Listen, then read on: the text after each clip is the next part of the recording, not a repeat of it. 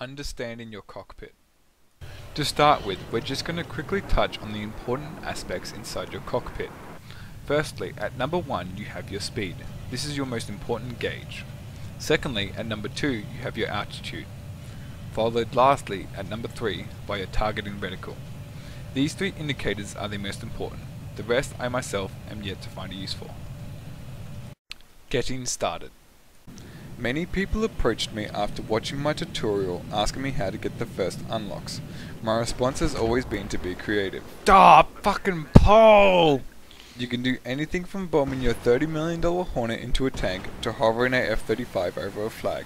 But once you get that first unlock of flares for a measly 300 points, you're ready to rock. From then on, your focus is to practice with your main cannon against jets and helicopters, as these will be your easiest targets. Once you've earned rocket pods and air radar, you can take on anything from a Stinger to a mobile AA. How to start a match. When it comes to jets, a lot can be determined by who sees who first. Knowing this, when starting a match you should fly high and away from the hot zone, letting your teammates spot the opposing jets. Pick your entry points carefully, move forward and engage the enemy. However, be careful not to engage an enemy over their mobile AA. Landing. Landing is a pretty basic concept as you can see here. The tricky aspect is landing while disabled, which we'll be discussing. There's 2 things you need to know when it comes to landing a disabled jet. The first being that your jet can take a good bump when you land. You can't be too soft when you're coming in or you'll never get the nose down. Be too rough though and you'll find yourself in a ball of flames. The second being the knowledge as to how your plane behaves. When you're disabled, your aircraft will consistently try to pull up and left. Knowing this, you need to simply control the plane and swing down quickly while braking. Pull your nose down hard to compensate for the constant pull of the plane. Once you hit the ground, your wheels should deploy and you will stick to the ground. Do it wrong though and your landing gear will come out and you gently glide off to the distance, as you can see soon.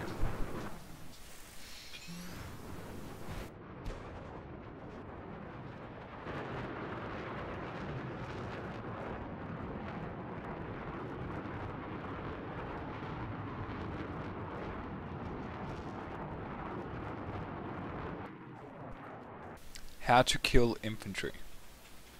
When going after infantry, the cannon is your main weapon. Rocket pods at a distance are also highly effective to finish off wounded enemies.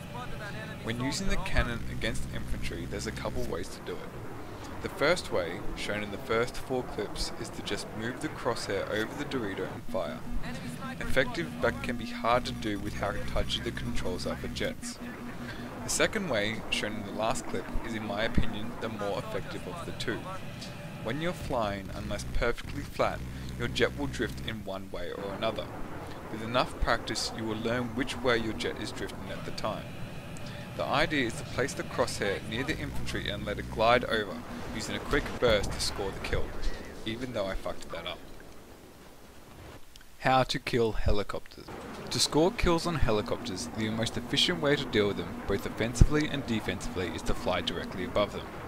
From this position they can't lock onto you and you can fly directly down on their head, giving you a nice profile to shoot at.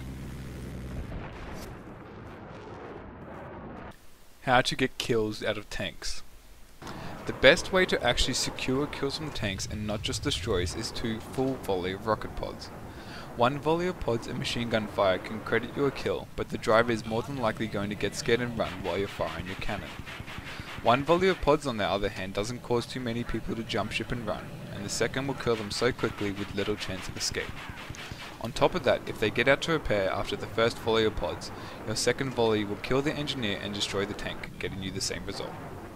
With this being said, you can only work with what you've got. At times, a combination of both cannon fire and rocket pods will be the better option. Only experience and playtime will give you answers here in the end. Other uses of ECM. On top of the more obvious uses of ECM, it actually has a couple of tricks up its sleeve as well. Firstly, while dogfighting, if you activate your ECM, you will disappear from the enemy's air radar, possibly confusing him about your location. Secondly, it can also help you dodge missiles. While not 100% foolproof, if ECM is activated when a missile flies near your aircraft, it has a very good chance of confusing the missiles, causing them to miss. Below radar. Below radar is a permanent upgrade that you acquire towards the end of the jet unlocks. It has two uses. Firstly, when below 100 feet, it kinda stops air-to-air missiles from locking onto you, but at the moment it seems buggy and unreliable. Secondly, when also below 100 feet or so, you will disappear from the enemy's air radar, as shown here. Heavy brake. Heavy brake is a tool used by many, shunned by others, and called hacks by few. What it really is the brake from the F-35. When applied to the other four jets, you basically get a really slow flying jet minus the hover. To use it, you need to download a program to change your key bindings. I've left one in the description. I myself don't personally use it. I'm happy with my flying as it is for right now, but that's not to say that there isn't something to gain from using it. The heavy brake in my eyes has two main uses. The first being that you can slow down to ridiculously low speeds, enabling you to fire more rocket pods while strafing. Secondly, it enables you to get down to the optimal turning speed faster than what you can do if you're just using normal brake. Using this knowledge, you can make your own decisions about it. If you do decide to use it, however, let me know how it turned out with a comment.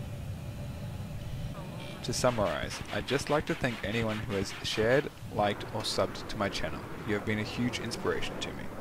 I hope you found this video helpful, and as always, if you have any questions, feel free to ask and I'll get back to you. Cheers.